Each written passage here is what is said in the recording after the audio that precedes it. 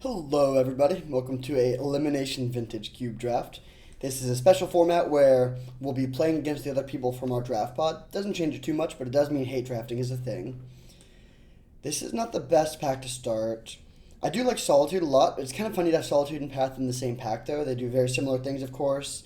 I don't typically like to take a card and then pass a similar card because it's bad from a signaling perspective. Same with these two, like these are both good, but don't love picking one and passing the other.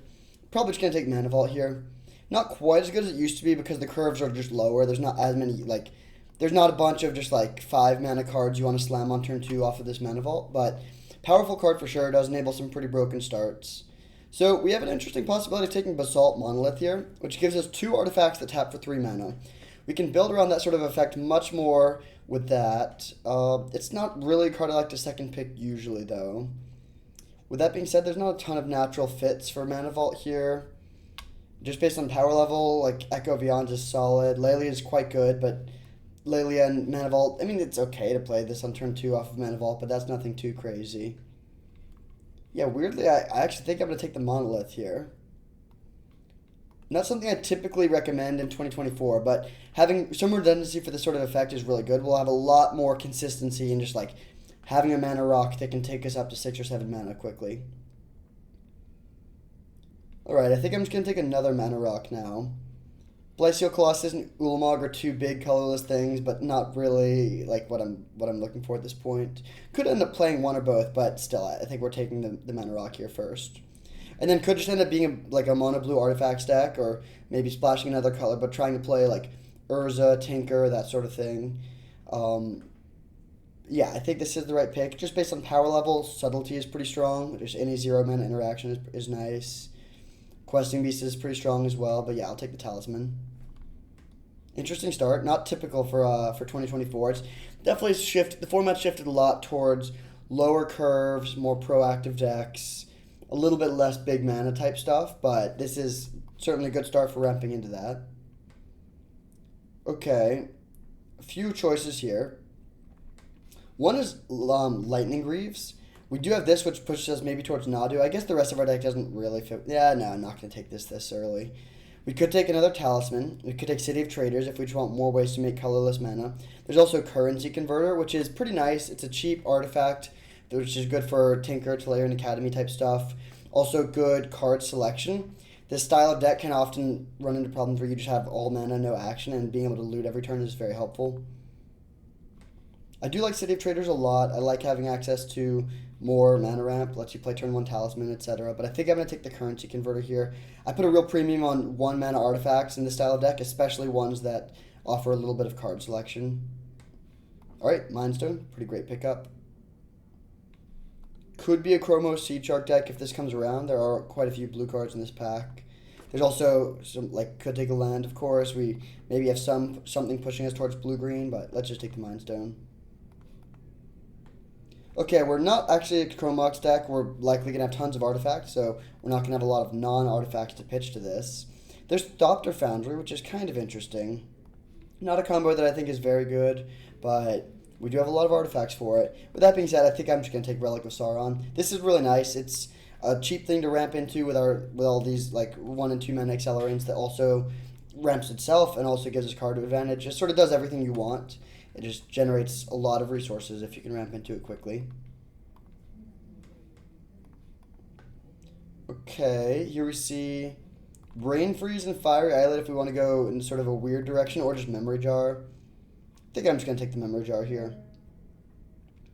Fits with our overall theme of artifacts. I also like the idea of just cutting artifacts pretty hard.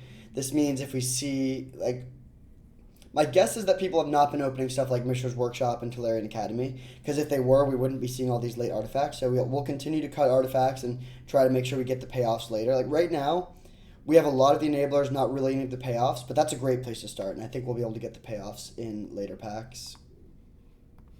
Okay, there is the Sword of the Meek, but I think we're off of that plan. I'm just going to take Palantir of Orthanc. Saheeli's okay as well, but I like being just mono brown still.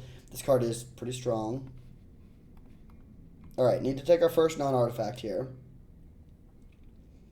Weirdly, I'm considering taking Knight of the Reliquary. It's not a typical, green-white is not the color combination you usually play in this style of deck, but This is a deck that's really hoping to pick up Urza, Saga, and Tolarian Academy, so we might have a couple incredibly powerful lands. Outside of that, could always just take a land of our own. Could take Firebolt for some cheap interaction. But you know what? I'm going to speculate on this. I don't think any cards here are that great, but we could get there on the night, so we'll see. I'm not going to, like, go out of my way for this. Like, here I'm actually going to take Cryptic Coat over Arwen, even though Arwen is a gold card in the colors we just took. This just does not fit with what we have at all, whereas Cryptic Coat could certainly end up being a Stoneforge deck of some kind. Okay, so we could take Seagram Coast or Blightsteel Colossus. Probably going to take Blightsteel. Like, we might be Blue-White Stoneblade, especially if somehow we were to wield the Thopter Foundry combo. But much more likely is getting Tinker. And this is certainly a tinkerable card. It's weird because it's not always going to be good. Like, a lot of times the opponent just has Oust and this card sucks, but still. Alright, late City of Traders, that's great. We'll take a Thassa's Oracle here. Take through time. Alright, so not getting the super late cards, but still. I'm feeling pretty good about this. We have a ton of acceleration. The question is just, can we get some of the payoffs? Alright, I'll take a Mox for sure. Great pickup. Not much we're really hoping to wheel here. I mean, we'd probably play Kitesail Larcenist. I would probably play Mishra's Research Desk too. But yeah, definitely taking the Mox. That is excellent. This is a deck that would certainly rather Soul Ring over a Mox, but still, I will not complain. There's an Oko. Pretty great late pickup. We are kind of pushed, like our fixing right now fits well for blue-green. Just a really broken card. There's also Palace Jailer, which is just generically powerful. Batterskull and Everflowing Chalice are good in artifact decks. There's Wooded Foothills, which could help with the fixing. But I think I'm just going to take the Oko. That's a really nice pickup. Now we see a few options, none of which are super exciting. There's Doomsday, which is would be an interesting pivot. We already have Thassa's Oracle. The problem is we just have no fixing for black, and black is pretty tough to cast. I don't think I'm going to take it here, but if it wheels, I'll be interested in that pivot. And one option is honestly take Creeping Tar Pit, try to wheel Doomsday. In terms of other stuff, Zurin Orb is maybe good if we get Balance or if we get Titania. I don't think Taiga or Razorverge Thicket is very good. Foundation Breaker is fine. And also, it's not a bad hate draft, because I don't want to play against this card. Yeah, you know what? I think I'm actually going to take Foundation Breaker here. Like, this is just not what this deck is trying to do. For Doomsday, you want to have a lot of cheap interaction. You want to have card selection. Just, like, colorless mana ramp is really not what you want for Doomsday. So I'm going to take the Foundation Breaker. Ooh, okay. Tropical Island and Caput Cannoneer both look really good. Caput Cannoneer might come around, but it's so important for this deck. It's like one of the best payoffs we could get. Tropical Island would help with the mana for sure. But this is also the kind of deck that doesn't need that much fixing. And right now we only have 3 cards that have any colored pips, and these 2 are kind of marginal. Like, if we're just playing this one Oko, I don't think I need to pick fixing that highly. I would still take Tropical Island over an average card, but Caput Cannoneer is far above average. This is a really nice pickup. Yeah, we'll take this. Okay. Boseju's fine. There's Tireless Tracker, which does make artifacts. Nice with Oko, nice with, or I guess more nice with Caput Cannoneer. And then if we end up getting Tinker, or Tolarian Academy or something like that, then that'll be great. I don't think Thought Scour is very good. We could get Uro, but we don't have it yet. Malcolm is just nice card selection. It doesn't particularly synergize with what we're doing, but it is just a good card. Kind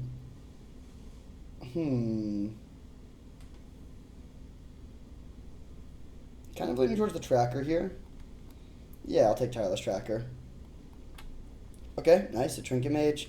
Could consider taking Dress Down. It's not good against us yet, but it is very good against us if we end up getting Urza Saga, Karn, Urza, any of that stuff. But I think it's just got to be Trinket Mage here. Noting that Once Upon a Time would be great. Sad not to get that, but still.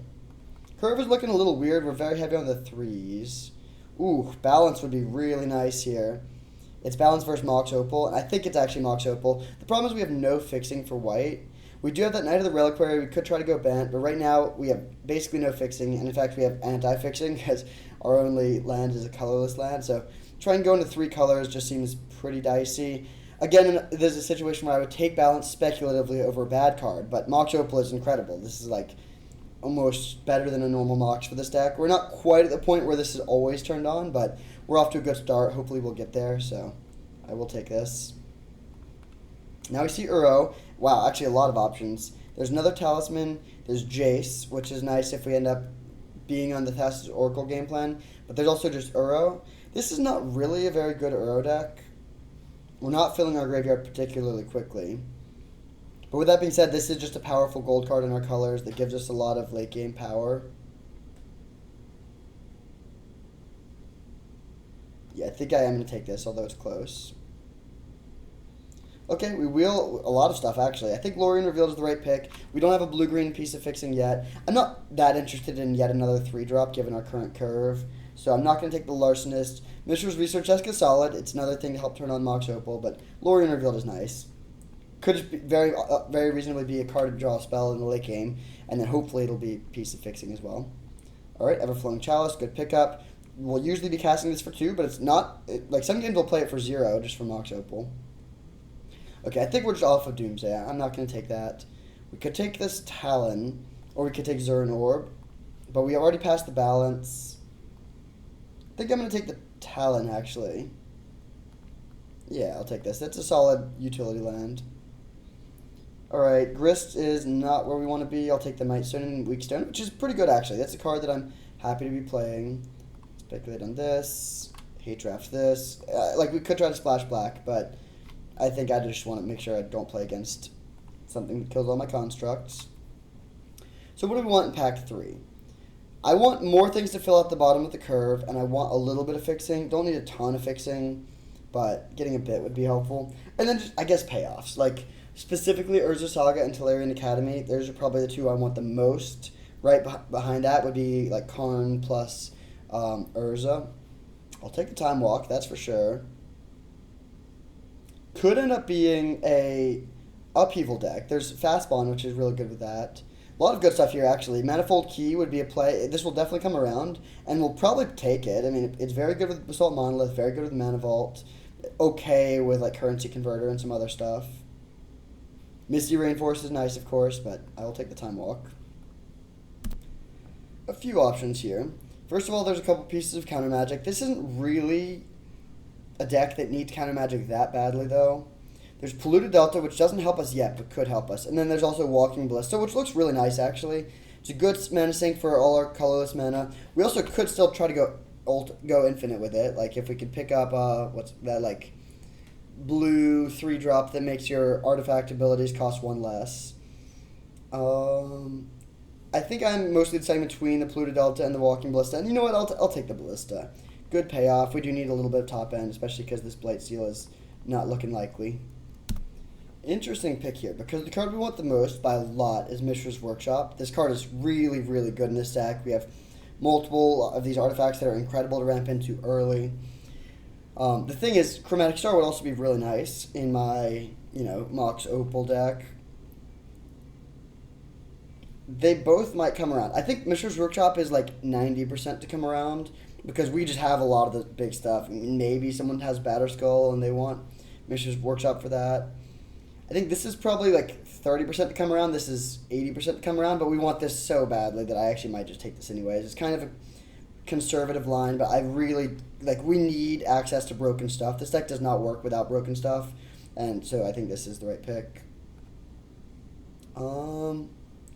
Okay, Oath of Druids is an interesting consideration. There's also Displacer Kitten, which can go pretty deep with, like, Mana Vault, Mightstone, Weakstone. It's those versus just some good old-fashioned dual lands. And I think that a duel is actually the right pick. We have 1 million playables. We don't really need these kind of clunky cards. Also, I think Displacer Kitten is likely to come around. So then the question becomes Triome versus Waterlogged Grove. We did not take the Polluted Delta, and I don't think it will wheel. So a fetchable land isn't that important. I think I'm going to take this Waterlogged Grove here. Helps to mitigate Mana Flood in the late game. Okay, Gaia's Cradle's kind of funny, but not good. There's Coveted Jewel, which is really good if we do end up getting the Displacer Kitten on the wheel. Also just like a good card with Mishra's Workshop. Could take Haywire Might for interaction, though. Not a Cradle deck. Talisman's fine. Honestly, I think I like taking the Haywire Might, though. It's better than Foundation Breaker in this deck. Another cheap thing for our Mox Opal. Yeah, let's take this. Okay, running out of chances to find the real payoffs here, unfortunately. I think we just take a Yavimaya here. Like, if we had a better lands, we could take the Elvish Reclaimer, but we're not really getting there on that. Phyrexian Metamorph is fine, but I think Yavimaya is the right pick. Oh, wow. Okay, well, there's Tinker. Shelldock Isle and Botanical Sanctum are nice, but yeah, I'll take the Tinker. That's a really, really nice late pickup. Not the best payoff, honestly, but it's solid. I think we do just play the Blightsteel now. It's not good in a lot of matchups, frankly. I'm not thrilled about having to play this card, but it can certainly win games. I mean, it wins in one attack. So our plan is either put Kappa Cannoneer against interactive decks or Blightsteel if we in matchups where that's good. Oh, whoa. Okay, well, there's a Forensic Gadgeteer as well. So that goes infinite with Basalt Monolith and is also just like a pretty good card in our deck. We have a lot of cheap artifacts that can make clues now. We have a ton of 3-drops. I think I'm going to move Uro to the board and only play it in certain matchups. We do wield the key. Seems pretty good. What are the cuts here? Oh, we do have Lorien revealed. Okay, I forgot about that, but given that, I wished that I had taken the Zagoth Triome. There's Emrakul, which could go, we can cast that off with the Gadgeteer combo. That seems a little unnecessary, though. Let's just take this. Kind of a hate draft. I really don't want to play against this, and if we might run into matchups where we want to bring it in. Is Memory Jar good here? It seems very mid. Okay, I'll take this. Don't think I'm ever playing. Well, I guess we're never ever splashing black, and we could want Risen Reef in some matchups. Okay, Displacer Kitten Wield, but we also see Oath of Druids, which is kind of an interesting option in a lot of matchups. I think I'm going to speculate on the Oath. We're not going to, we'll cut it in some matchups. I might not even main deck it, but it is like a nice alternate way to put this into play. Okay, if we'd taken the Displacer Kitten, this Coveted Jewel would look a lot better. I still think I'm going to take it, though. Yeah, let's take this. Now we'll take Ulamog. And last pick, Botanical Sanctum. That's amazing. Okay, so a few possibilities here. Do we want to go for the main deck Oath? If we do, we cut some of the more mediocre creatures. I think we would also want to cut Walking Ballista. Like, this is one path that we could go. So Oath has 2 incredible hits. 1 pretty good hit. Honestly, yeah, no bad hits here. This is a good situation for Oath. It does mean we have to lose out on playing some cards that are pretty good, though. Trinket Mage, actually, I think is... yeah, I like having Trinket Mage and Ballista. The problem is we're going to be pretty weak to creature decks, and Oath of Druids is a nice hedge against that.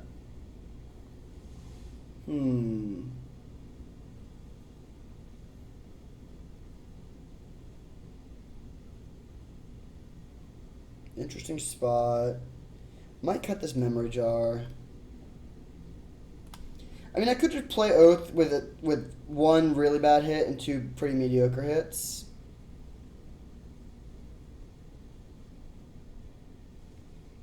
Because Trinket Mage does look pretty nice here. Being able to find Mana Vault, being able to find, card draw, and then Ballista in the late game.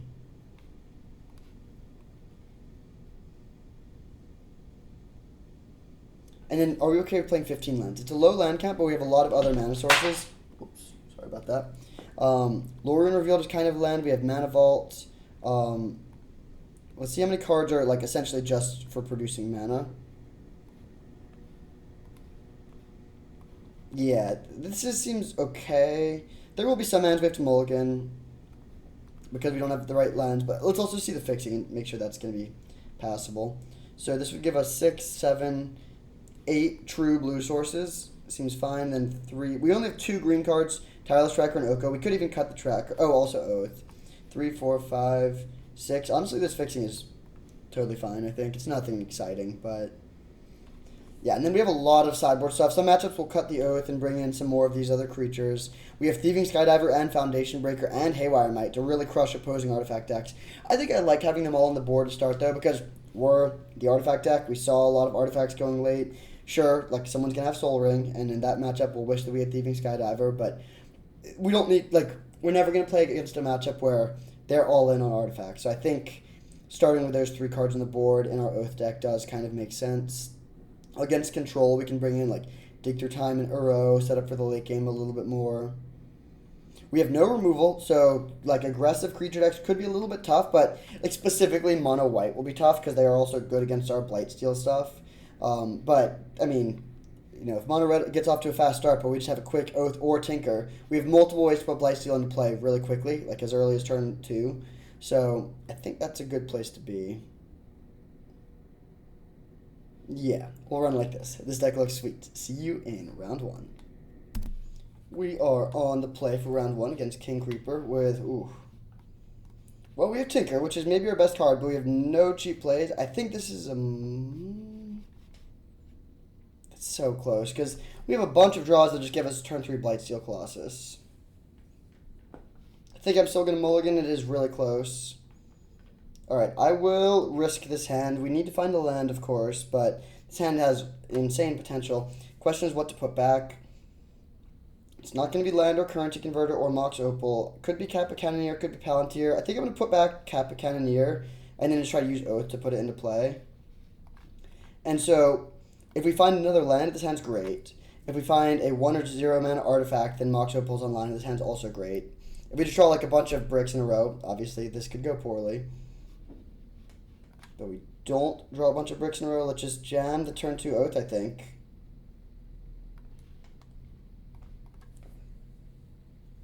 And now they could kill off their own Ignoble Hierarch if they want to. Of course, they could kill our Oath, which wouldn't be great, but would not be, like, the end of the game.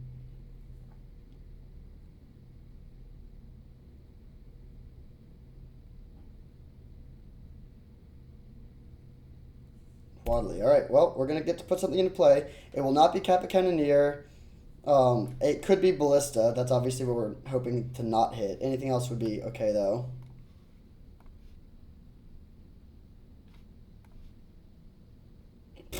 Well, guess we're kind of asking for that. I'm just going to play Time Walk here, I think. And I'll play this. Just play this normally.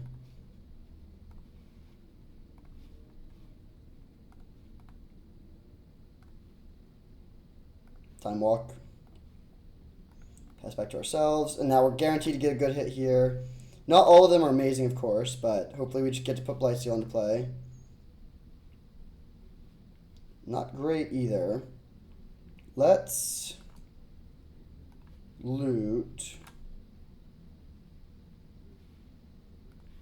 I'll discard Mind Stone.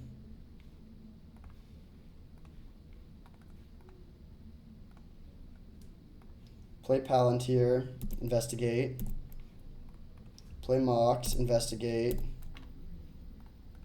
Crack one of these. And pass back. Gonna bottom both of these. There's some risk about getting milled here. We get to hit them for 3. Oh, they hit our infinite mana card. That's kind of funny.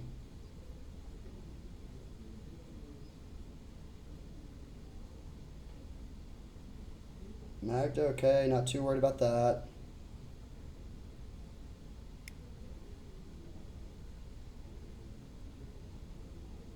Alright, they're really going wide. They're just going to like let us Oath every turn. They hit us for 3. Hopefully we can hit one of our big pieces soon. Like, the brick would be to hit Trinket Mage, which still wouldn't be the worst, but I would really like to hit the Blightsteel. Okay. Let's start by cracking a clue.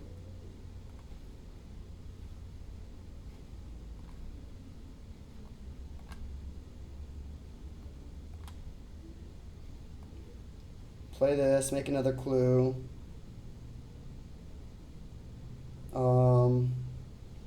I don't think I really care about using this Mightstone and Meekstone yet. I'm just going to keep on cracking clues. I'll play this for 1.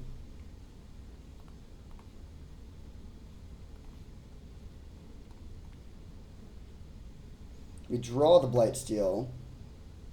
I mean, yeah, this could be a little awkward, I guess. We could just run out of win conditions. We have Kappa Cannoneer still. Oh, wait, we can just loot the Blightsteel back into the deck. Yeah, that seems like that's got to be the play. So I'll pass here.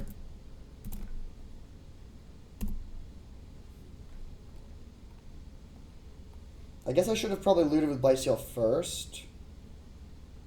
Okay, they just take 10 there, down to 5.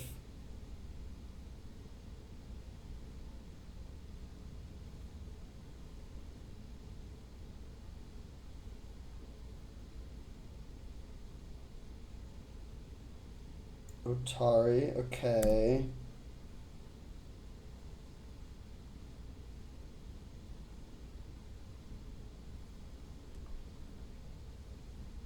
So we're going to take 4 here, but then we can kill that with the Mightstone and Meekstone.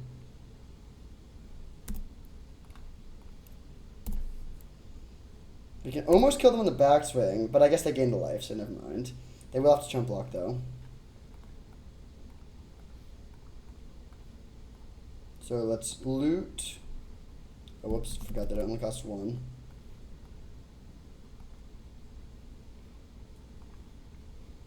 Okay, nice. Great to draw that Trinket Mage.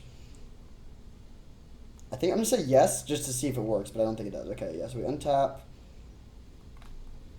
We're going to either hit Kappa Cannoneer or Blightsteel Colossus. Okay, sure. Now let's swing for 6. Oh, okay, yeah, swing for 6.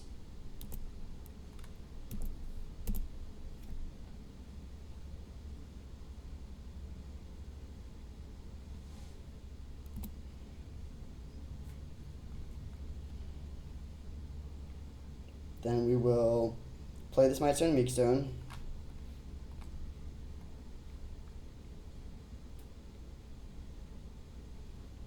I'm going to save 1 artifact in play in hand so that we can guarantee we get this Kappa Cannoneer unblockable next turn.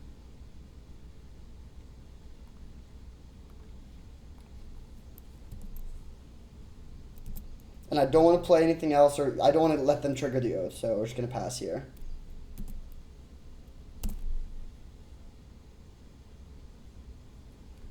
Bottom both of these. Running low on cards left in our library, but I think that's okay. And now, I guess if they've, like, they could have a 1-mana answer to the Kappa Cannoneer, but even then I think we would be in okay shape. But yeah, I think this should just be fine. Yep. So they're just playing Naya Beatdown. Should be a really good matchup. Their deck is not hyper aggressive, but we can just totally go over the top of them. Yep, don't care about any of this stuff. So they're just dead to this Kappa Cannoneer. So we're going to, of course, say no to the Oath of Druids trigger here.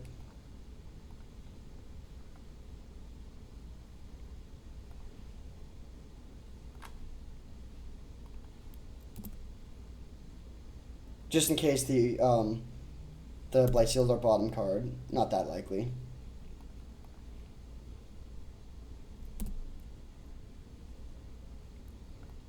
So this is a 9/9.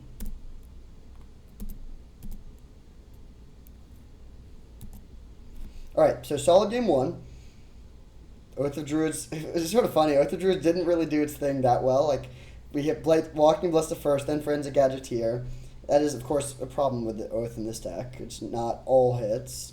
I don't think we want Thieving Skydiver. I don't think we want Thassa's Oracle, even though it weirdly looked good there. We don't need our anti-creature package.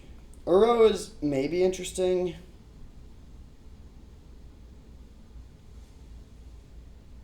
I think I'm just going to run it back, though.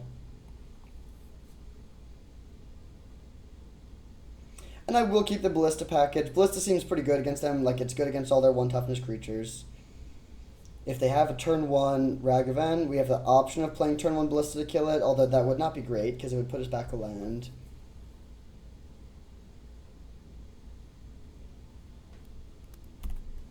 Okay, turn 1 Hexdrinker, don't care too much about.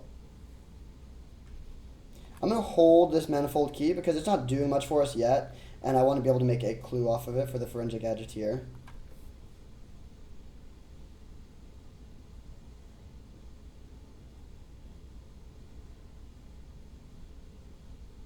I would love it if they just level up Hex Drinker. Okay, Magda. Let's kill that.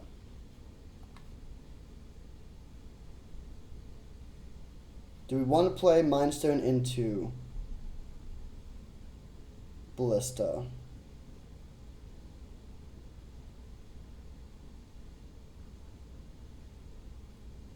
No, I'm just going to hold off and just play Ballista this turn, I think.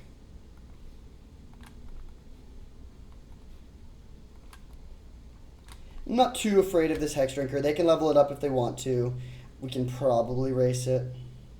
We don't have any answers to it once it's fully leveled up, or even really at all because we don't have much removal. Kill this.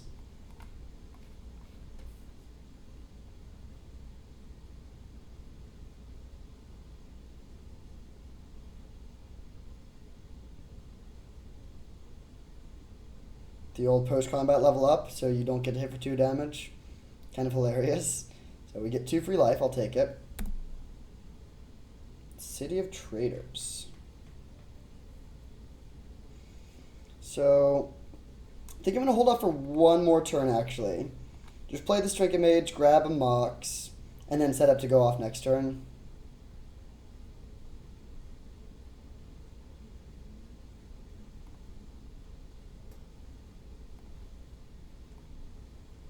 Is Mana Vault better, actually? Yeah, definitely. With a Manifold Key, it's not close. So, yeah, we can really go off this turn. The question is if we want to go off with Gadgeteer or Kappa Cannoneer. I think I'm actually just going to chump block here.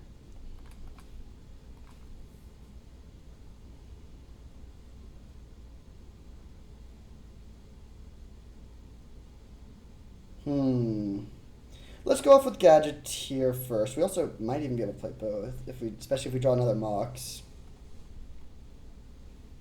Mox Emerald? Palantir Board, I think. Okay, so we'll go land, Gadgeteer, Mana Vault,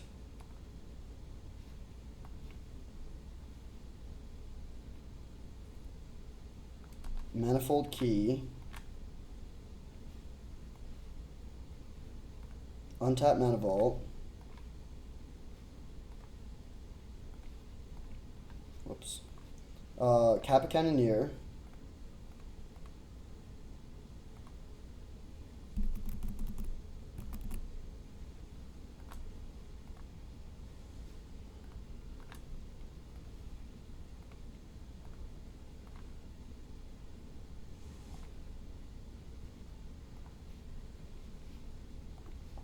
and then just crack a clue. Pass turn. So pretty good turn there, of course. We had nothing in play last turn. Now we have all this, essentially as much mana as we need. This Kappa Cannoneer is going to become absolutely massive, so they need something right now. They made a pretty big misplay by playing this Delighted Halfling because now they can't get their Hex Drinker all the way up. So a couple big misplays, honestly. We could have lost this game potentially if they had played that a little bit tighter, but... Oh. Whoops. Well, actually, no. I'll say no, and then untap, just to save the 1 life. Good draw. So this Kappa Cannoneer is going to become just massive.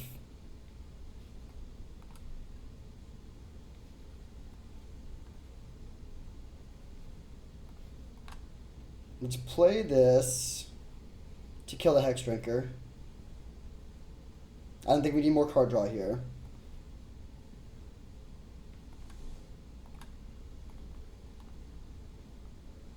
We can almost get our Kappa Cannoneer up to one-shot them. I mean, I don't think we can, but it's pretty close.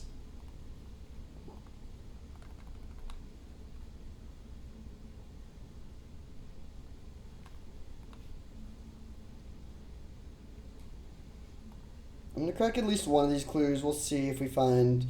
Okay, nice. I'm happy to draw land there. That's okay.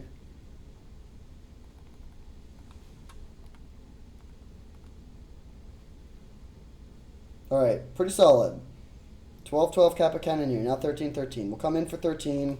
Seems pretty hard for them to kill us from this position, no matter what they have. I mean, they could find Swords to Plowshares, and that could answer this Kappa Cannoneer, but we also have just tons of card draw, tons of value going. Oh, that actually does do it, kind of. I'm going to bottom this, top this. We'll see. They probably just let me draw a card, yeah. So that can kill the Kappa Cannoneer. It can buy them a little bit of time. I still think we're in a really good spot, but maybe not even. They should have attacked first. Well, no, actually they couldn't attack first. That makes sense. So Kappa Cannoneer down. We'll need to find other ways to kill them. We can, of course, give our creatures unblockable with this Manifold Key.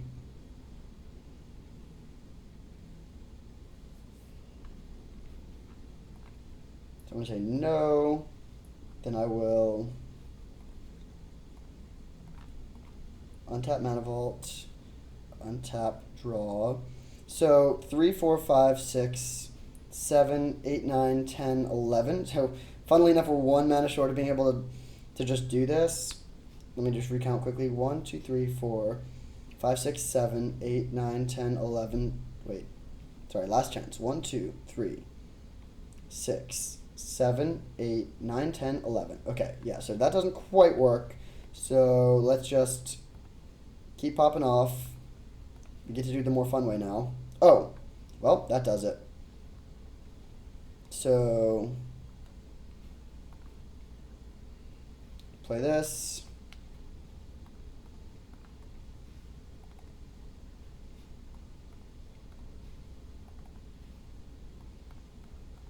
It's not like game over immediately, but it's pretty close.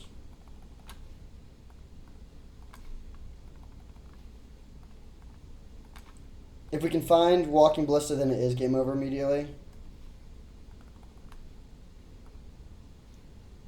I'll just crack some of these.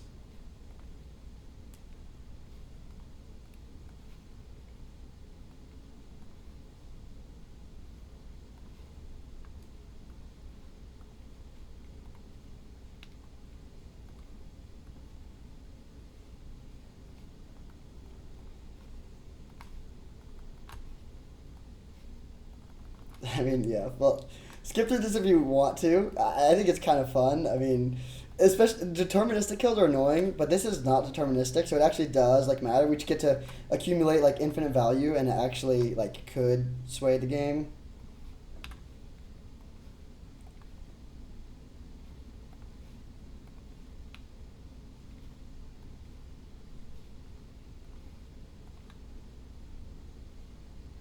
Tinker, I don't think that does it, actually.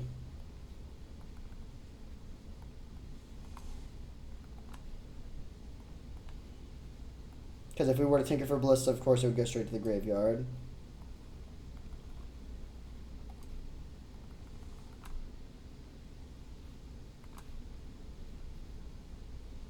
So let's crack this clue. Still digging for Ballista.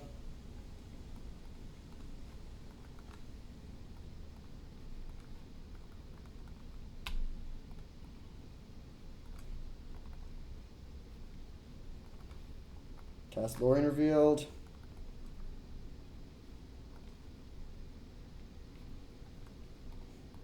Alright. We're out of artifacts other than Blightsteel, so I'll just ramp all the way up to Blightsteel now. We do have some other card draw, of course. Between the Mind Stone, the Relic of Sauron, Currency Converter. Or even just cracking Waterlogged Grove.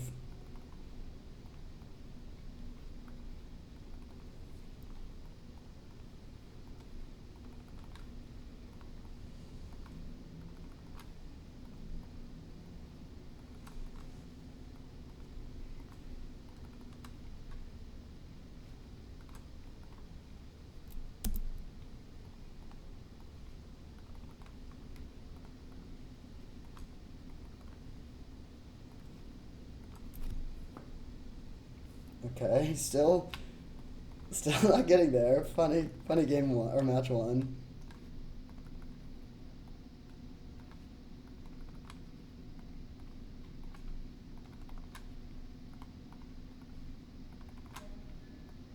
Alright, let's draw a card. Tireless Tracker, okay.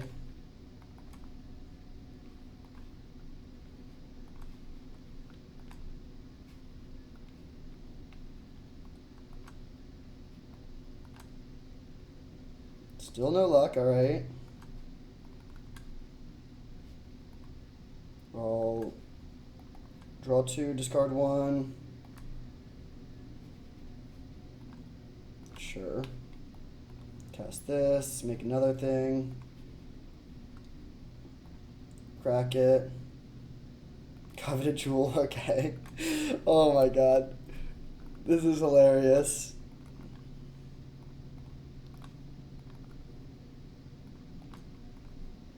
We have 4 cards left in our deck, so it's like one of our bottom cards, but we can just draw our entire deck at this point.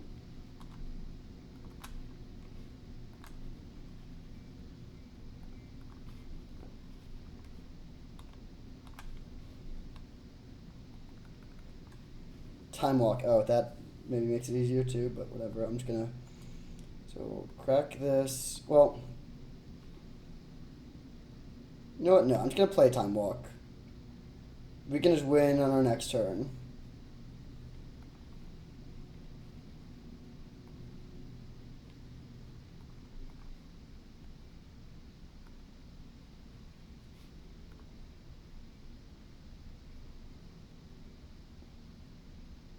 Wait.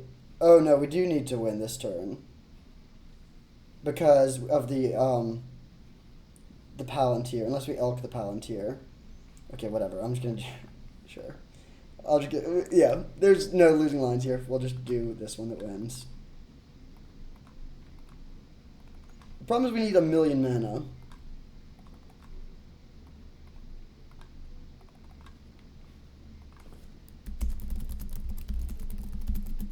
I'm just going to say this. If they want to make me click through it, that's okay. Oh, wait. I don't have Walking Ballista. Okay, that's pretty funny. So we actually do need to win the old-fashioned way. It still should be totally doable.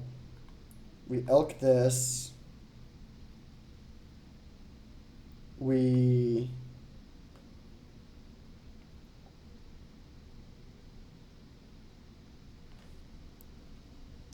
I guess we don't do anything with any of this stuff.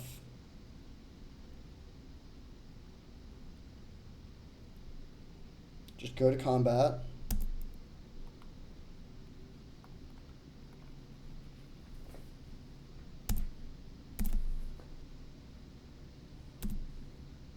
Okay, they go to 2. Go to discard, pitch a couple, whatever. Draw our bottom card. I don't care about this. Yeah, Ballista's in the graveyard, so we didn't actually have to kill right there. Good thing we left 1 card in our deck.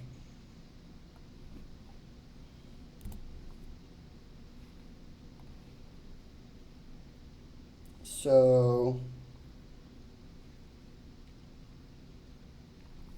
How do we guarantee that this works?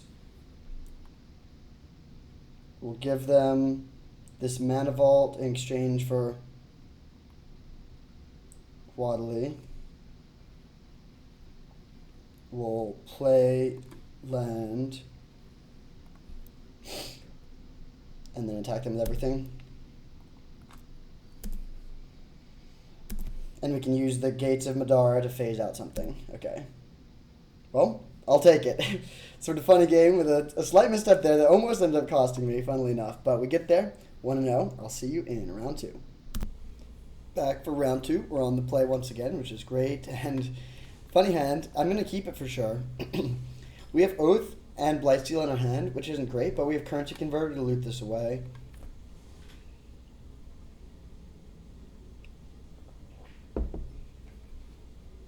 So hoping to play against a creature deck where Oath will be live.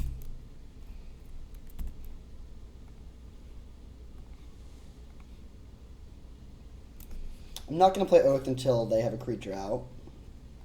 I, of course, don't want them to know that they should be worried.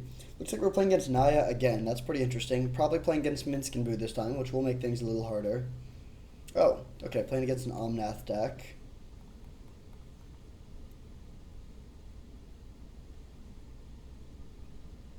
Huh.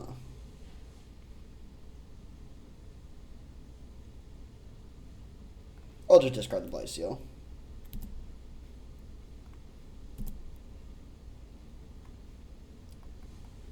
And now we'll jam the Palantir. It might get countered. I think it's still correct to play it. Thought Scour. Okay, looks like a similar matchup to last time. This should be good for us. So scry 2. We'll do this, so they're probably just going to take it, mill over the Tinker. I mean, we could have also put Tinker on below that, but I think I'm honestly fine just drawing the land here and playing a fair game. Like, if we go for the Tinker and they do have an answer, and they're playing blue and white, so they could, then it's pretty bad for us. Versus this way, we just get to find land, keep developing. We're ahead on board. I hope I don't see a Dak Fade in here. Okay, Flage, that's fine.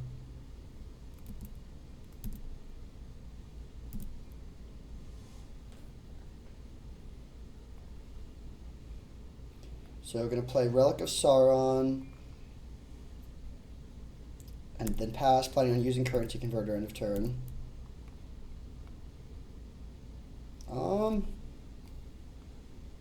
Yeah, I guess I'll go top.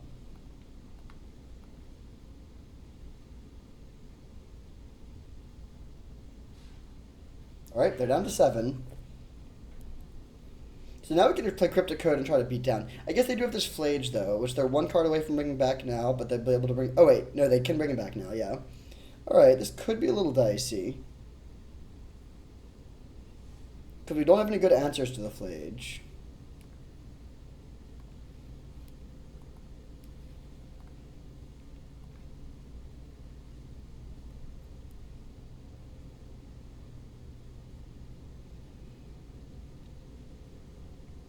Yeah, I think Cryptic Code just gets destroyed by Flage here. It's not worth going for that plan.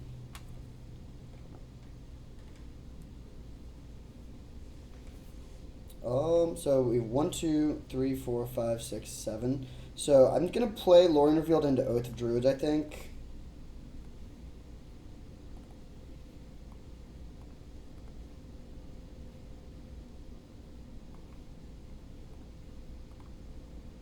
Okay, Oko's a great draw. Not playing it this turn, though.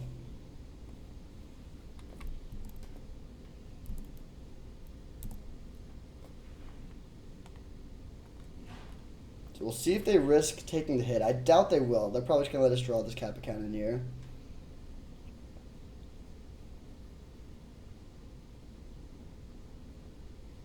So we can beat the Flage pretty easily. The question is just how much more follow-up do they have?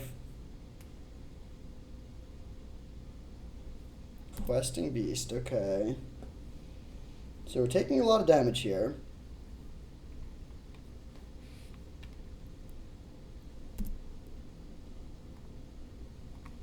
Dead to a 1-mana removal spell, I guess.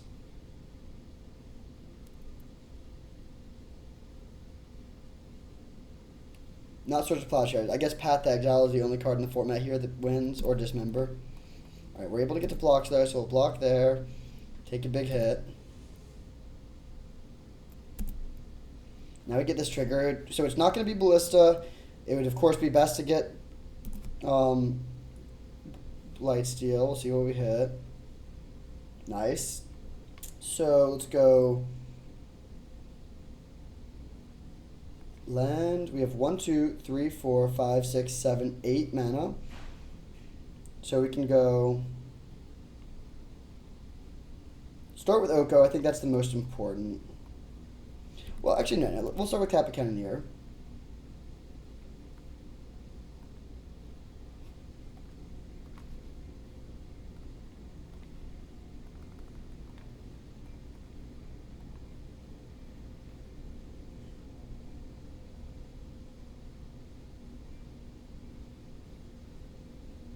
Do they have the answer for the Blightsteel? It's not the end of the world if they do, but it wouldn't be great.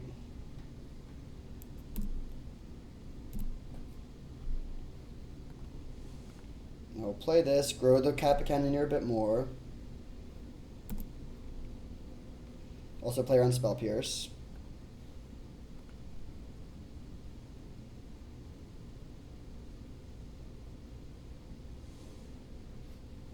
Alright, then we're going to Elk the Flage. And this seems like it should be a pretty good spot. It's certainly not over, especially if they have Fiery Confluence. They could just burn us out. But the board is stable. We have huge creatures. They do have pass. So they actually had us dead on board last turn. They just didn't see it. But this is dicey.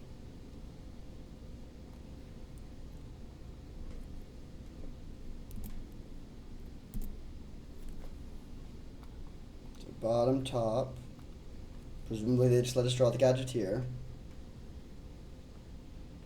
So we're dead to a burn spell, dead to a removal spell, but they're running a little bit low on cards left. Hopefully they just have more creatures or more lands. Sentinel of the Nameless, okay.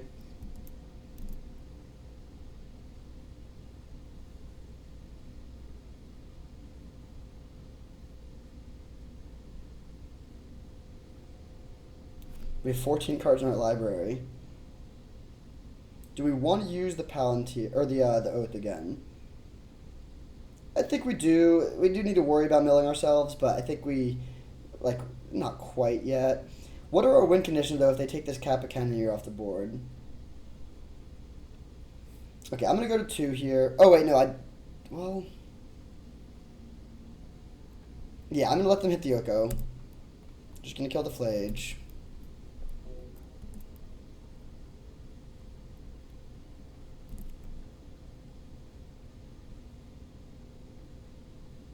They're at 13. So we can maybe make the Kappa Cannoneer big enough. Nadu on top, interesting. They decided to keep that. I'm just going to untap here.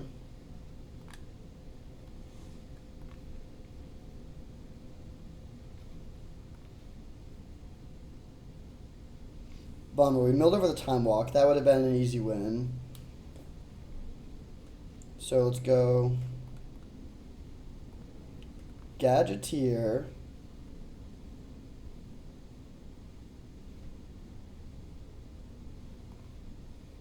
Land.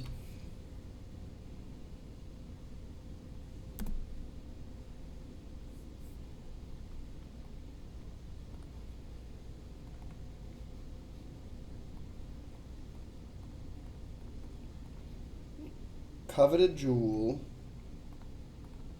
So our hope is to be able to get Kappa Cannoneer big enough to just win here. No more lies. That is annoying. Okay, that resolves. So now we're not going to be able to get Kappa Cannoneer big enough. It's currently, well, maybe we can still. It's 8, 9, 10, 11.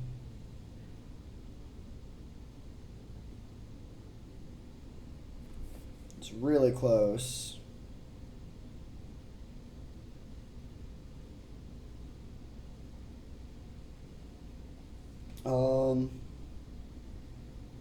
And the problem is that they can use the Oath and then flage us, which would be lethal. So maybe we just try to take one more turn to survive. Well, let's see. If we play the Mind Stone,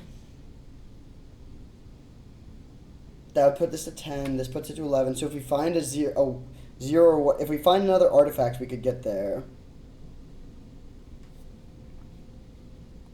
I guess I'm going to crack this first. Because we can still play... this means we win if we find a 0 or 1 mana artifact. And we can still... Okay, nice. That's exactly what we were hoping for. So... Oh, wait. Maybe not.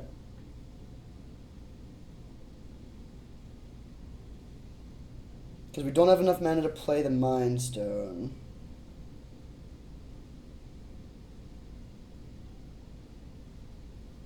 So we can just crack the food and survive that way.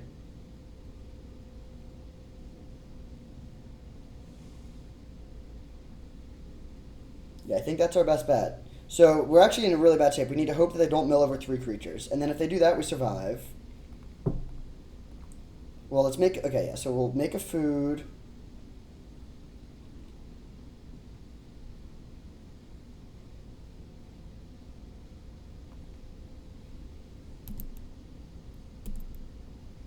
Swing for 9, and then pass. And then we can crack the food to go to 5 life and just try to survive from there.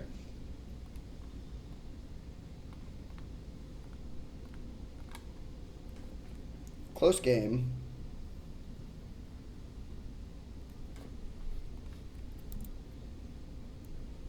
There is a lot of stuff that kills us here. Really hoping they just hit like a Lenore Elves. Or, oh wait, we knew they were going to hit Naughty, right? Okay, that's also fine. 1 card left.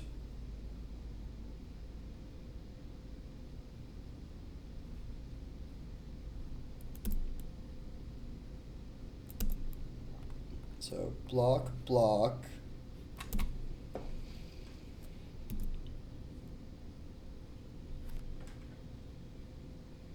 Still have the ability to gain 3 life at instant speed. Oh wait, we don't anymore because the Frenzied Gadgeteer is gone, so... Oh, that could cost us. So they're hoping to find... Okay, Savannah into play, sure. I think we should be okay here.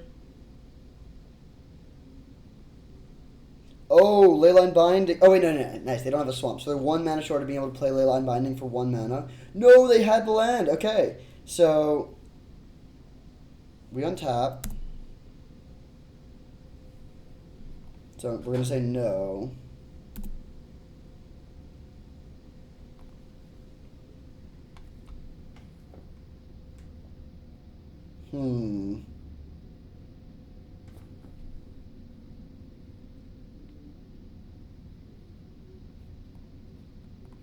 It's Manifold Key.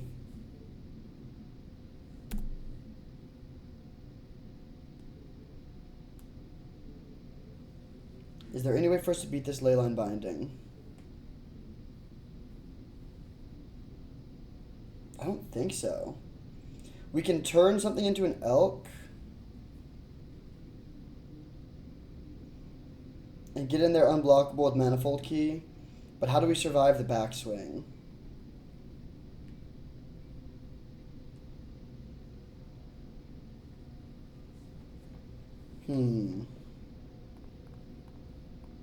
Weird game. I'll take a look at what I've left in the deck in case there's something that helps. There is not. So we can put them to 1 here pretty easily.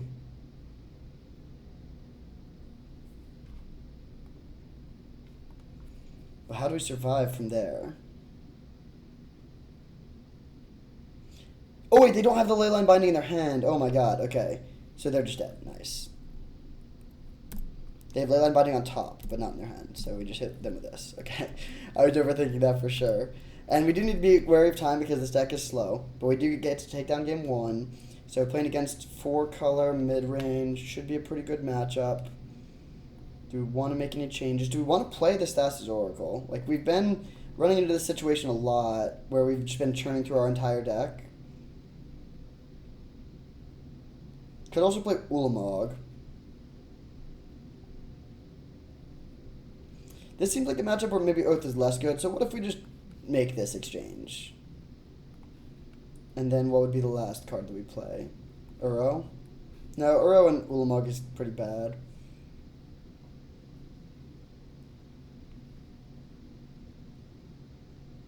They have Path, though. This isn't that good either. Maybe we cut Blightsteel, cut Oath. But then what's our game plan for actually winning? This seems maybe just kind of too underpowered.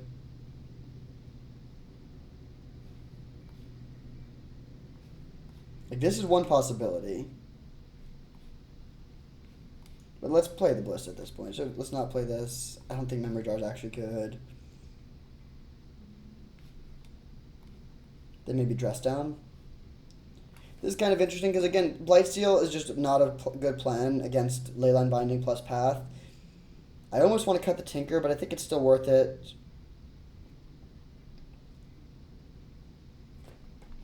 Could play Haywire Might as an answer to Leyline Binding. I think I'm just going to run like this, though.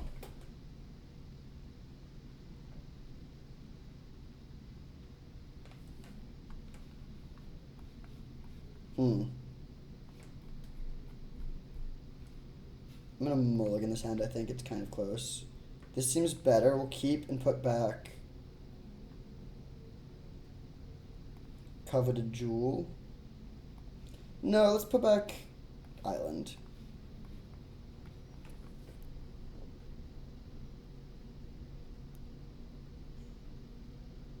Really hoping for this Mana Vault to resolve and survive.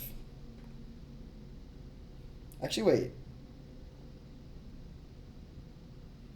Could just go Mana Vault and just turn one Palantir.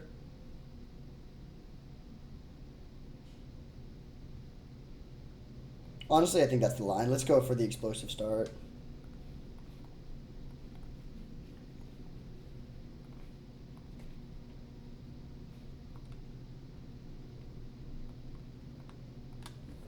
So they're going to mill over the Time Walk, and we're going to draw the land, which is a good draw here. Could, of course, swapped it so that we guarantee we get the Time Walk, which might have been better, but I think I like getting them for some damage and being able to just, like, find our lands.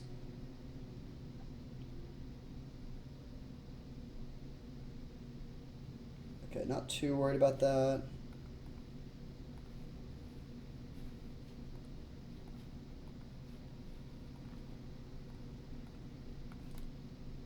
Currency Converter go. I'm going to bottom both of these because I think they're going to mill here. Hit them for 6, including milling over Urza. That's pretty nice.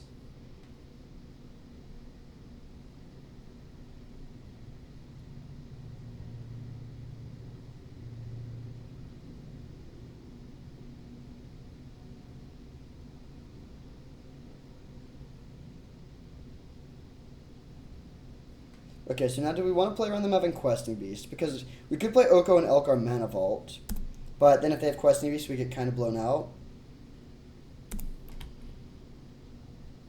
Could also just Oko plus. Oh, nice draw. Okay, let's take a turn off of playing Oko then.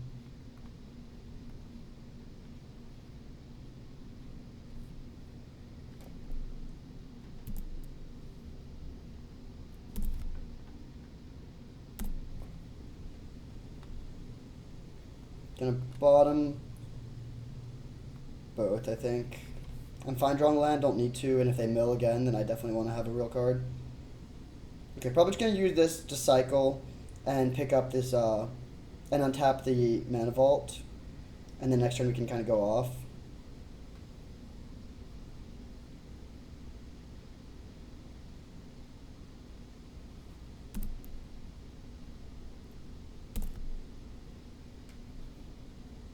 Ooh, they hit Guy's Cradle. That's pretty bad.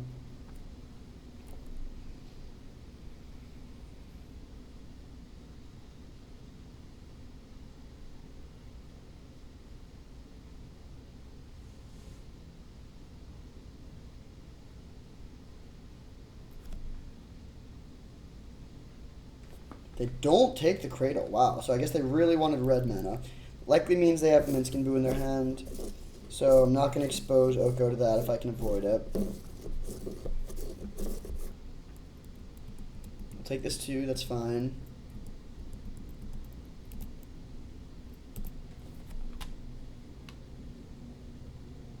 So we can even use the currency converter to make a 2/2. That's kind of nice.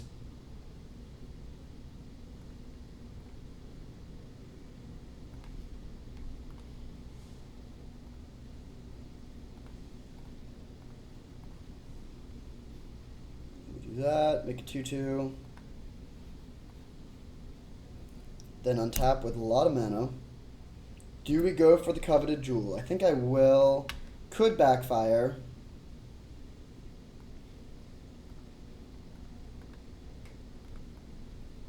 But yeah, we're going for it.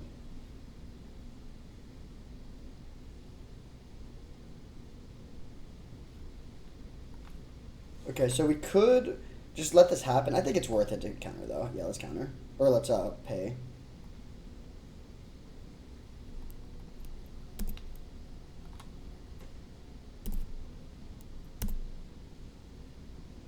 Kappa Cannoneer. We are 1 mana short of being able to do that, unfortunately. So let's just play Cryptic Coat for this turn. And hit for 2. They can hit us back with a Spirit Token. This is honestly pretty bad. I think we're losing, but we do have Kappa Cannoneer. I'm going to bottom both of these because I want to find Walking Ballista.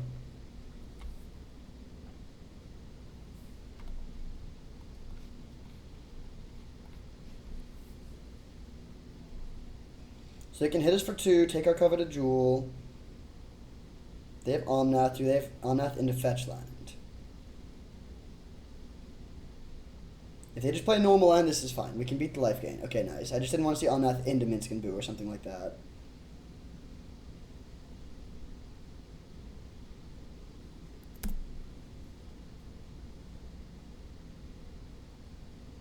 I really wish we still had Time Walk.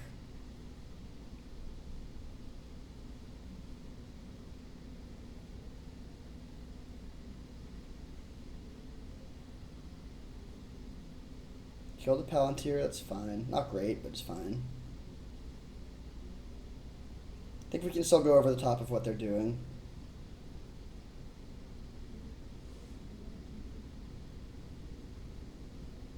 They do have 6 cards.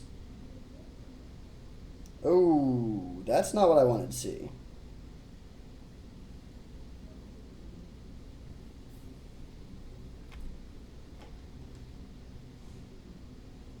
Yeah, we're probably behind you. I'm not going to concede, but I think we are losing now. The Flage is bad news.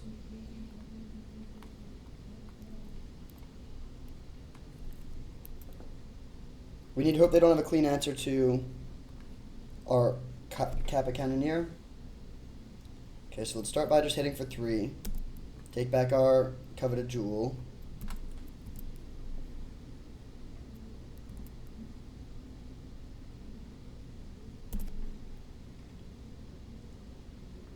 Interesting. Okay, so let's go for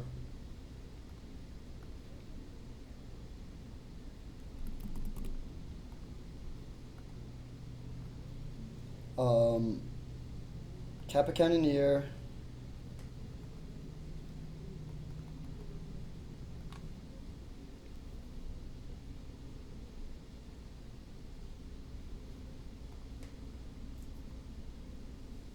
Into Oko.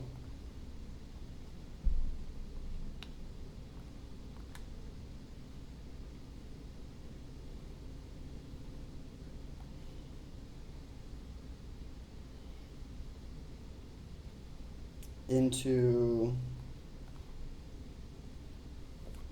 pass with dress down up, I think. But now they're going to get back out their thing again. We just need to hope that we can get our Kappa Cannoneer huge. They have a fetch land this time.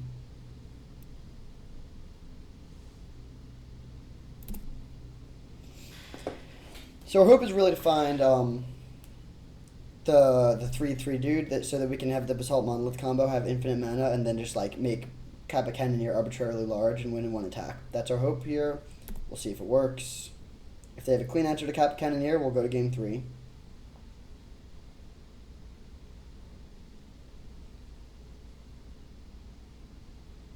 Maybe we're supposed to play Dress Down in response to that Omnath, actually. I don't like losing our Kappa Cannoneer ability, of course. I think I will do it in response to Flage.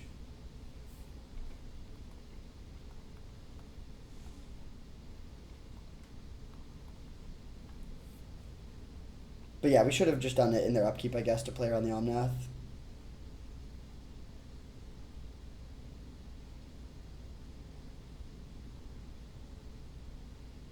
Hopefully they don't have a good answer to this Kappa Cannoneer. It does no longer have Ward. It's out of burn range for the most part, but still. If they do have Leyline Binding for Kappa Cannoneer, we're not quite done board, but it's basically over. They just play Click. Would love to find a Walking Ballista here.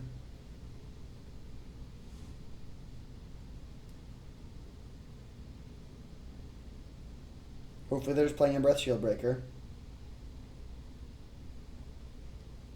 They do get to take the coveted jewel if they want to sacrifice their Omnath, which they do.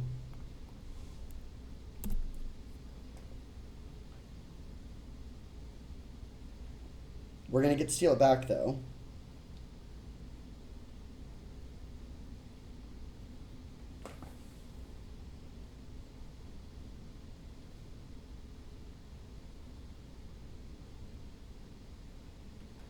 So we should be able to win if we have our thing in our top 4 cards.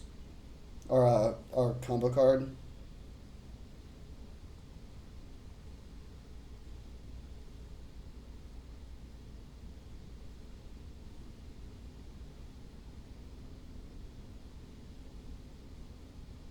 I really wish we had a way to bring this Time Walk back from our graveyard.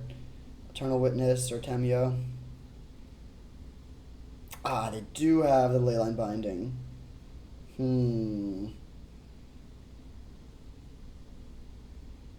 Oh, they go for the Oko. Interesting. Does that mean they have another answer for the Kappa Cannoneer?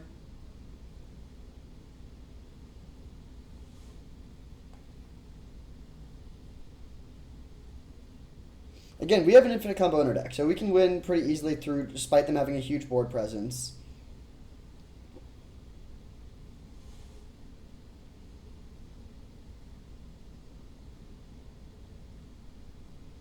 Once we sack this dress down, we get our thing back. Okay, so let's just untap this. Tinker. That does not help us. So I'm going to start by hitting for 3.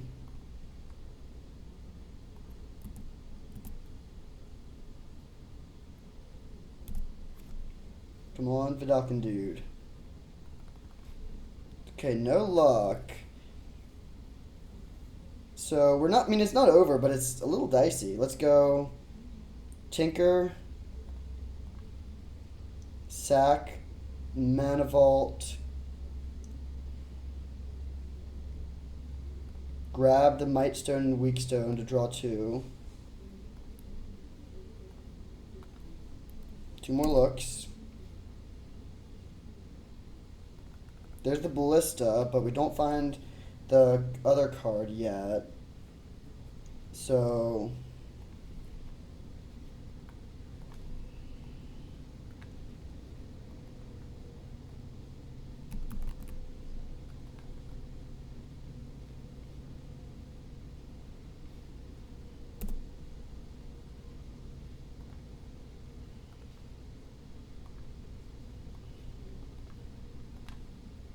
cast this. Or use this. Nice, nice. We found it. Okay, so it should be good now.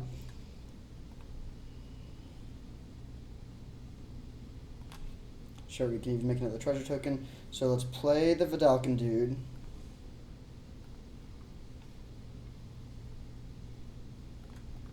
Play Mox.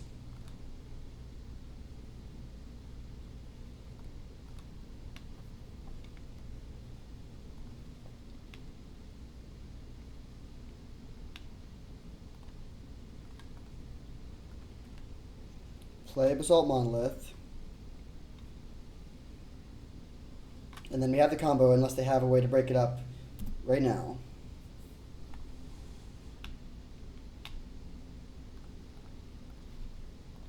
We have 10 minutes to click through, which should be plenty of time.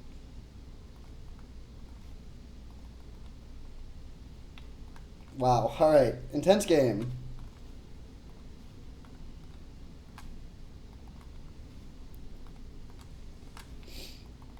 This deck is kind of great, maybe. I was worried that its lack of interaction would be a problem, and that certainly can be a problem. But, I mean, I guess this is the matchup we want, where our opponent's, like, not really interacting with us in a very meaningful way. I mean, they do have some ways to kill our artifacts and stuff, but they're not presenting that fast of a clock. They're just, like, gaining a lot of life and, like, generating a ton of value, and we can just go over the top of that.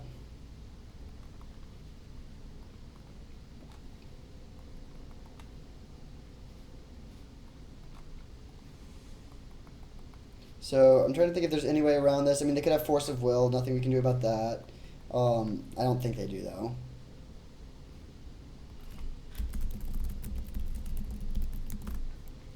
I'm just going to say that. They don't have to concede, of course, but might as well say it.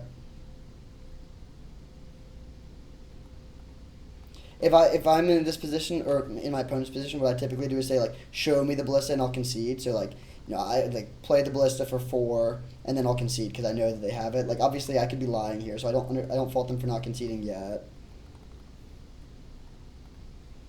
But I want to make sure that I have enough mana to like make infinite mana again. So I'm gonna get to the point where I can leave up 4 mana to untap this twice. So I need to get to 28 mana.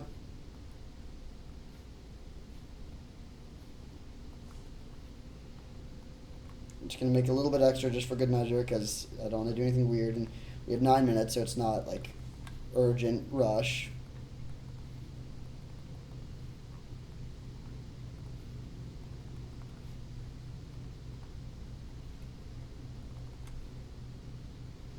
All right.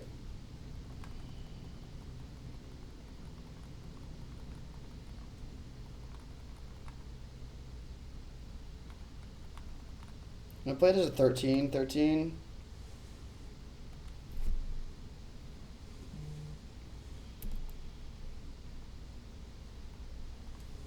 What I don't want to do is remove the last counter and have them and if they have a way to gain life at instant speed somehow. But all right, so we take down match 2. 2-0. I'll see you in the finals. On the draw for the finals, unfortunately. We've had good luck with the die rolls so far. Hopefully we get a good hand, though.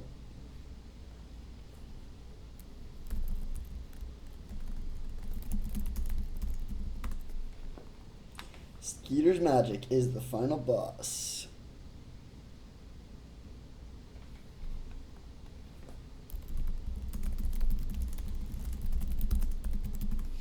Alright, really good hand. Question is, do we want to just jam turn 1 Palantir, or do we want to try to go for like turn 2 Kappa Cannoneer? Pretty close. I think I like going for the Cannoneer. Oh wow, that was a really good draw.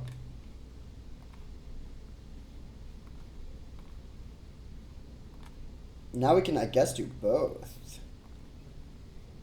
Wait, yeah, that's an insane draw.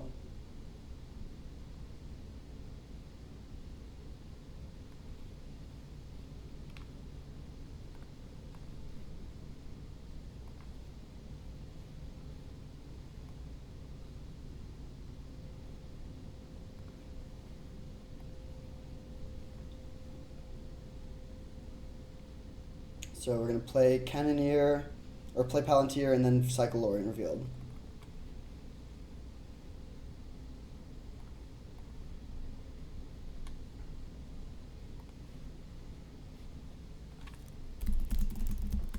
Alright, so pretty good turn 1. We'll go to this end step.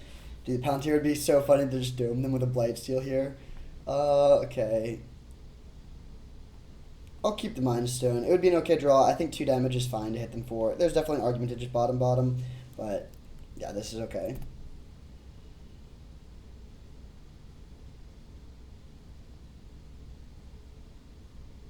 So we can go in our upkeep, untap the Mana Vault.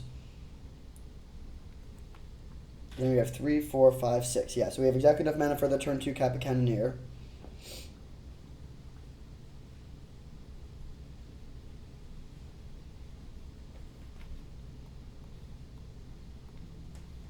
This combo is so nice. We've also drawn a decent amount.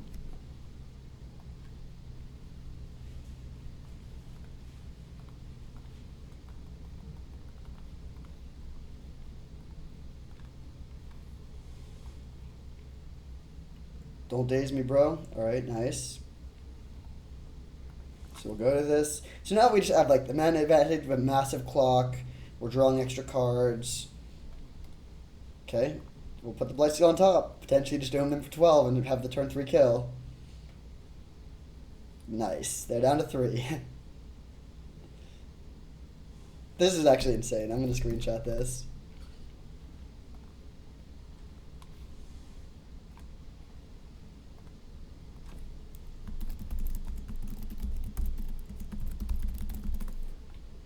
Well, pretty good time to have our like first true nut draw in the finals. I guess our real nut draw involves our real nut draw involves having what's it called? Mishra's Workshop on turn 1.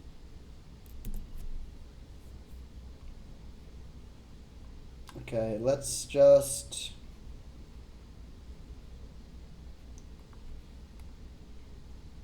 Play Everflowing Chalice.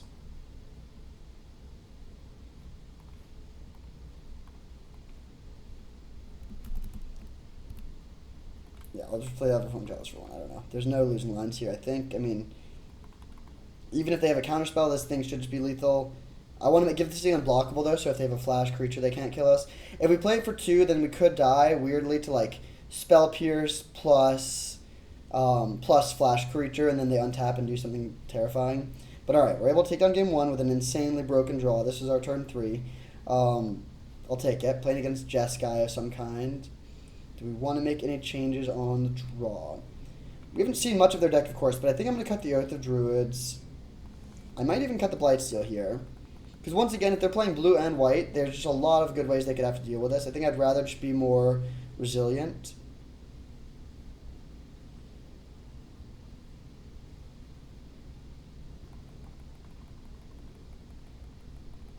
So could play Dig Through Time, could play Dressed Up. Let's play the Dig Through Time, I think. I don't think I want Thassa's Oracle. I guess I'm a little bit worried about a lack of win conditions, which could make the Thassa's Oracle good. It's such a dead draw on its own, though. I think I'm just going to jam it like this.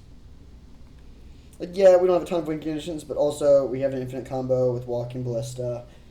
I think that's okay. If we see tons of counter magic, we might need to go a little bit heavier on win cons. Okay, this hand is a lot less broken than our last one. I think I'm going to keep it on the draw, though.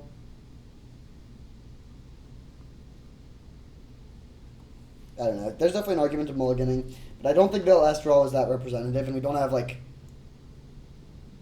that many broken draws that we can mulligan towards aggressively.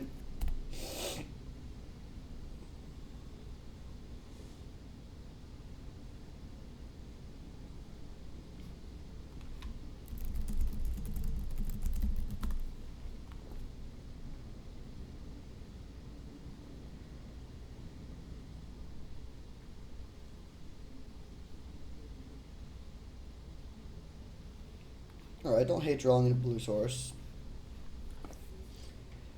Also, we probably should have led on Yavimaya. Doesn't really matter, but that means that Yavimaya stops us from having to pay life on the Waterlogged Grove. I don't think I'm going to play Ballista as a 1-1 here. That just seems pretty underpowered. The only way we'll regret it is if they have the turn 2 or turn 3 Narset. Hopefully we just draw a Talisman, though. Or, better yet, a Mox, so we can play turn 2 Oko.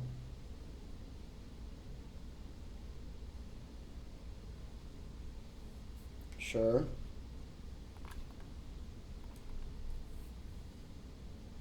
Still going to hold this Ballista. Actually, I'm especially going to hold this Ballista now that we have Gadgeteer. 2 parts of our 3-card combo. Broadside Bombardiers, okay. So we could elk that. A few different lines. I think I'm just going to play Trinket Mage first. Like, this isn't that threatening yet. And then Trinket Mage can get us either Mana Vault or Mox. Which one is better? I think I'm going to pick up the Mox here. It's kind of close, but we don't have a way to reuse the Mana Vault yet. Yeah, we'll just take this.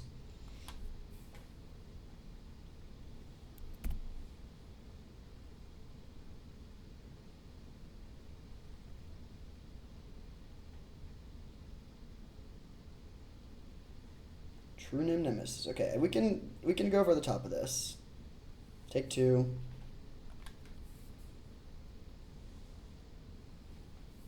Interesting.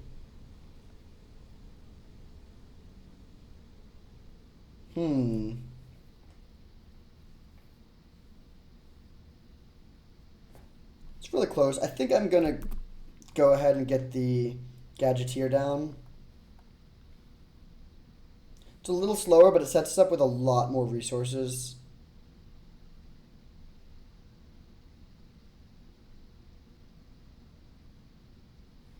Maybe not. No, I'm going to play the Mightstone Meekstone, kill this Broadside Bombardiers.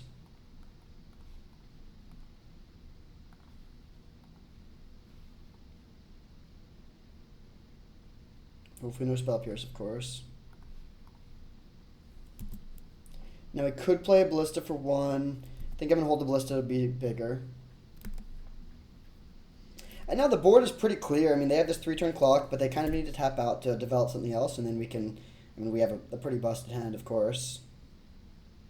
Iteration is a good card for them here.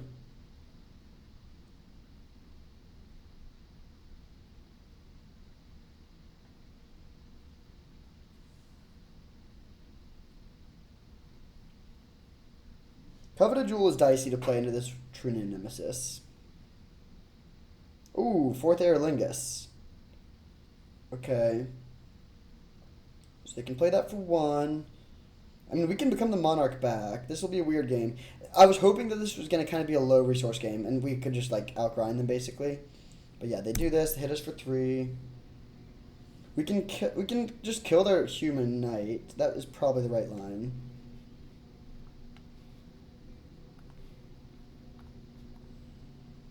So, let's see, 4. Yeah, I'm just going to play max size Ballista here.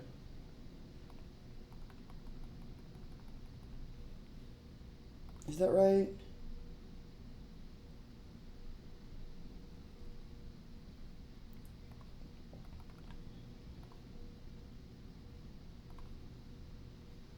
Yeah.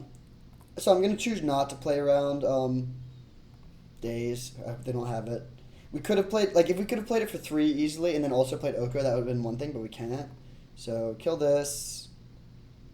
And now they do have us on a 2-turn clock with a Colonnade if they want to go for that, and they have a land, which I'm assuming they do. But we also could just win if we find our Basalt Monolith, or if we find Tinker. We get a decent number of looks, and we can also gain life off of Uro and Oko, so we actually get 2 more turns. So I think I would be happy if they just go for the Colonnade play here.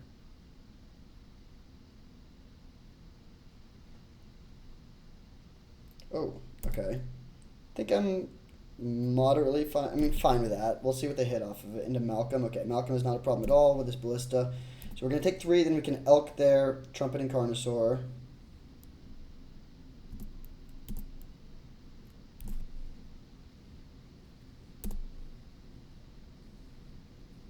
So we could just go for the kill here.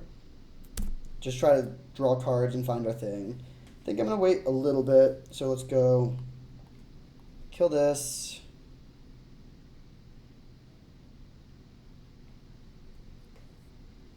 Attack with both.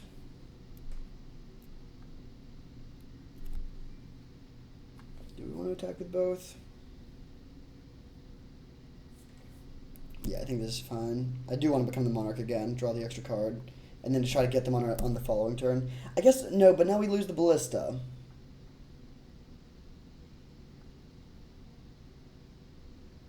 Yeah, maybe this was wrong. Yeah, we probably just needed to try to keep the Ballista in play.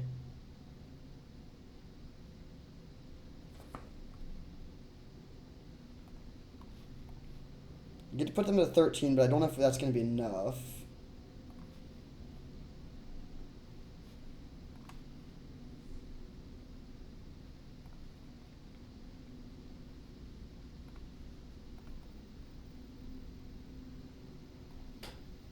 Tracker into land into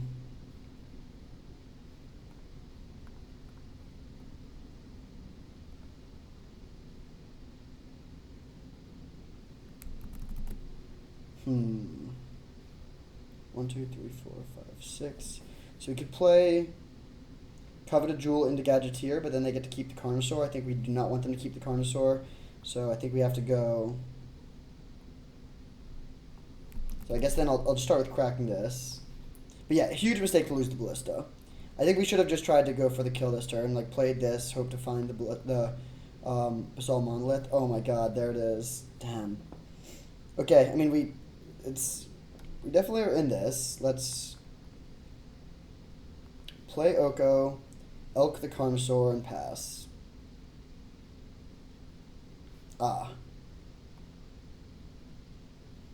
I think we're just dead on board now. So we would have lost either way.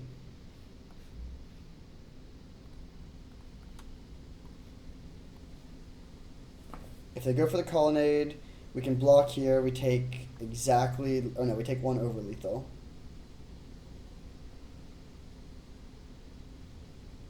That does it too. Alright, so good to know about the Force of Negation.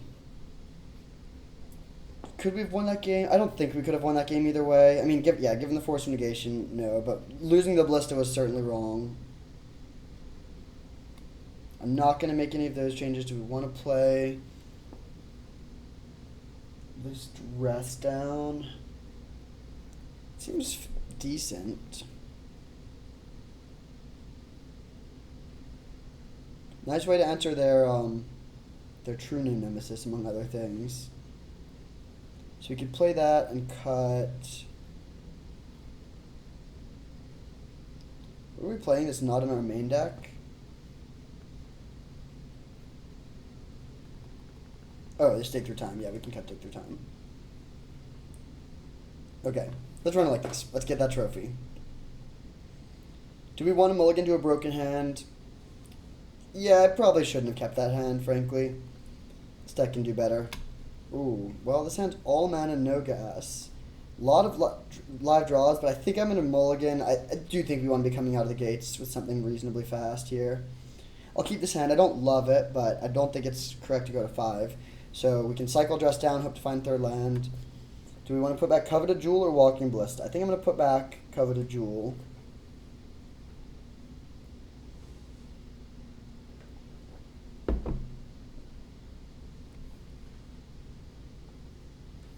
They like their hand. That's scary.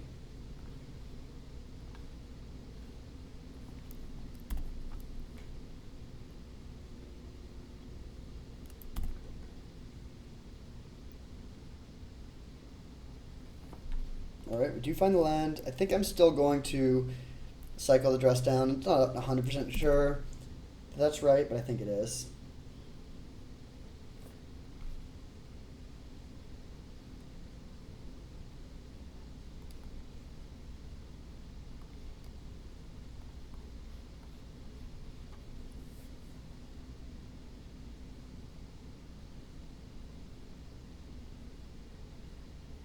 Time walk, interesting. I think I'm still going to take this turn to play the tracker. And then best case scenario, we get to untap with it and we find land. So we can go like land, make a clue, Relic of Sauron into Time Walk. That'd be a really nice sequence. They just pass. It's a really huge draw here. If we draw land, I think we're in like a nigh unlosable position. We don't.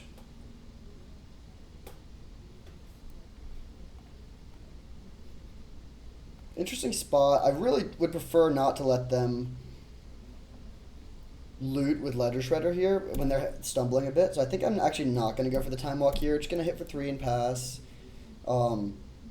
It's a little bit of a weird spot. There's like high upside to going for the Time Walk. If we draw well off the Time Walk, we could get to a really good position. I was hoping, of course, they would miss their land drop again. The fact that they did hit their land is a little awkward. So we'll see what they do here. Could play Bombardiers, could play Fourth Air Lingus. They do have the Bombardiers. So we'll see if they want to sacrifice one of their things to kill this Tireless Tracker.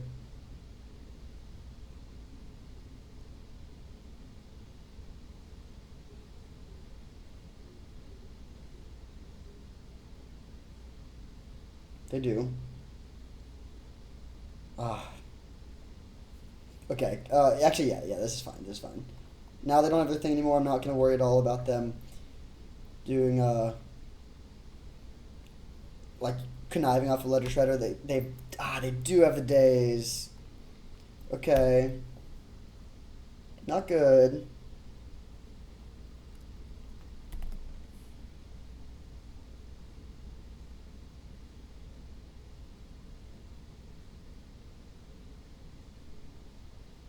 Mana Vault, interesting. So I'm going to play Mana Vault, then play Time Walk.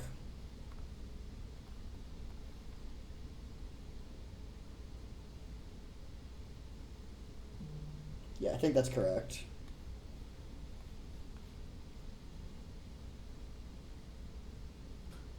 And if they counter this, do we want to play Ballista? They do counter it. So they have Force of Will, Force of Negation, and Daze. Jeez.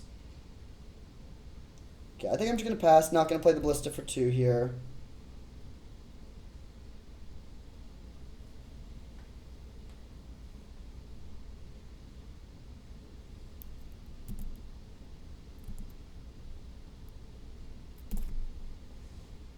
So they've another counter spell, like, I mean, they've countered a bunch of our stuff. If they keep on countering something every turn, eventually we will lose. That's for sure. 1, 2, 3, 4, 5, 6, 7. So let's go for this.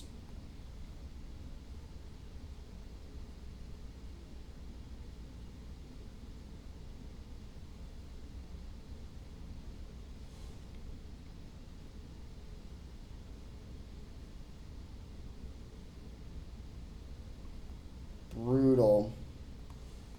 Okay, I mean, yeah, I think we're just dead here, honestly. We'll pass back, but now Mana Vault's tapped. Maybe we're supposed to just play Ballista for 2 there? No, that can't be right. Yeah, we're just getting dominated by counter magic, which is good against our deck. We're not, like, this is sort of an old school style deck where we are really trying to just, like, ramp into a couple big plays, and counter magic is very good against that.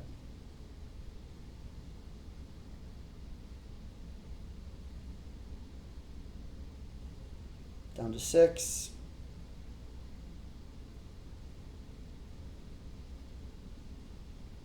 Not many things that cost this much mana that we can beat here. Teferi definitely cannot beat that. Like, are we in concession territory? I guess not.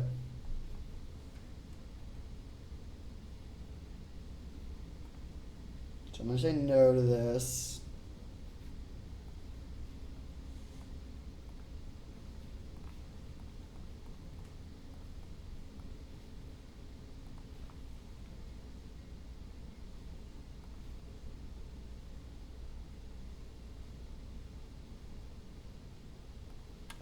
I'm going to kill this in their upkeep. I guess I'll go to combat so we can block like a potential Ragavan, which is definitely a card they could be playing.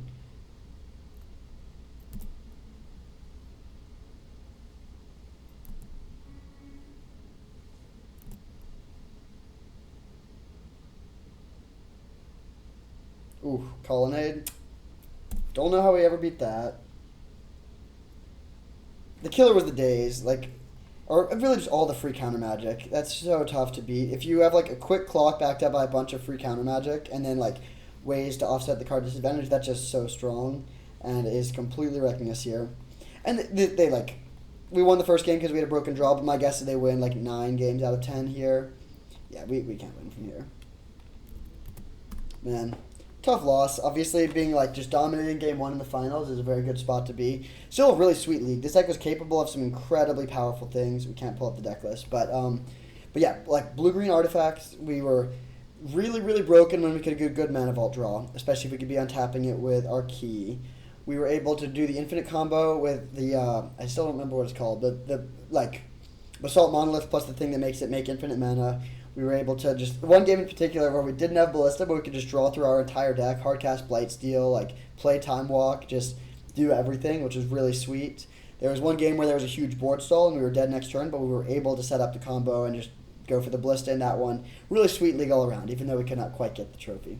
Thank you for watching. I hope you enjoyed, and I'll see you next time.